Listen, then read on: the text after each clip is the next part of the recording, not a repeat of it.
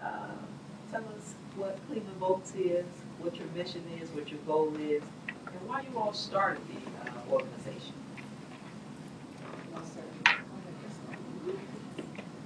Thank you for having this company. I am going to pass this button to our executive director because while we're going to talk about where we started, it's also important that she's able to kind of iron out where we are at now, and all that is a direct result of her work. Ms. Crystal is so kind. Coffee, thank you again for having us. So Cleveland Votes was co-founded by myself and Crystal back in 2014.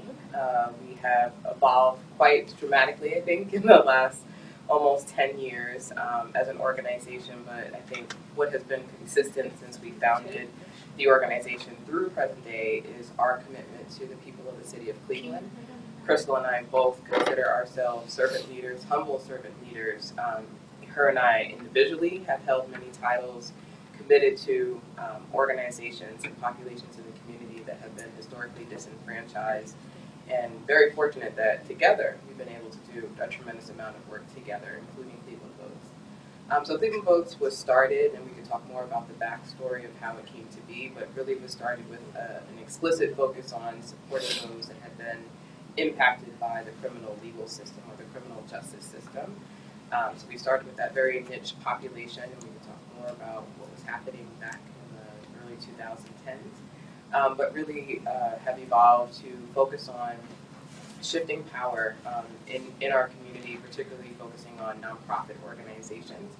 Nonprofits are a great foundation to think about reaching populations that also historically have been disenfranchised from voting. Whether you're a direct service nonprofit who has a brick and mortar nonprofit, maybe a social or human service organization, and or those that are more neighborhood or community based, even cultural organizations. For us, it's important that we start first and foremost with building a relationship and trust with organizations, and we think it's important that in order for us to be authentic in our engagement, we have to meet people where they are, and no one institution can meet everyone's needs in the city of Cleveland. So it's important for us that we formulate partnerships with organizations that already have that foundation of trust, whether we're talking about American Asian individuals just a couple of blocks from where we are today. Crystal and I do not identify as AAPI, we are Black women. That doesn't mean that we can't partner with our AAPI community, but we think it's important to work in partnership with those that share that same cultural understanding and understand those nuances. That's just one example of the ways in which we build relationships and really focus on nonprofits and making sure that they have the tools and the resources they need in order to connect with the constituents or the clients that they are serving. Okay. And so now one thing that I want to make sure that I address up front is because for one, when you hear Cleveland Votes, are they going to be telling me to vote Democrat or Republican, or are they going to be telling me how to vote? So one of the first things that you see when you go to your website is this word nonpartisan. Please talk about what nonpartisan is and why you all made the decision to be nonpartisan. Sure. So it's really important for people to understand and get engaged, civic participation, voting, etc. We're not invested in who you vote for. We're invested in the fact that you need to vote. You need to show up as community. You need to have collective impact to get anything done.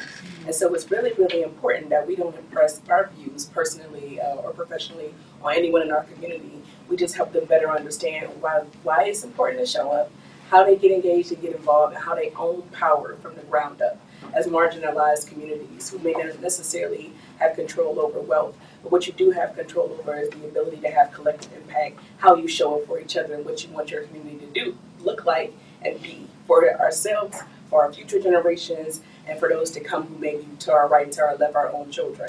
And the best way to do that, the most necessary way, the way that you can influence anything without touching a dime, is the power to be resourceful in each other. And so we don't want to tell anybody this is the one person you show up for. You show for everybody, every time, with your voice. And if you're committed to a particular candidate, etc., that's your choice. But it's important to just know, what does commitment look like and how do we evolve over time? And anything that's ever been done, especially for marginalized people or Black people, people that look like us, over the last 50, 60 years, happened as a direct result of how we show up for each other, regardless of which side of politics you're on. So it's not rather you choose to be Republican or Democrat or Green Party or Tea Party or whatever other party evolves over the time. It's about how you choose to show up as a community, what your shared vision and values are, and how you're going to collectively move that forward and think about what is the impact and the vision that you have for the future, and what is the plan to collectively incentivize to make sure that we're all good as we move forward, because nothing can be done as an individual,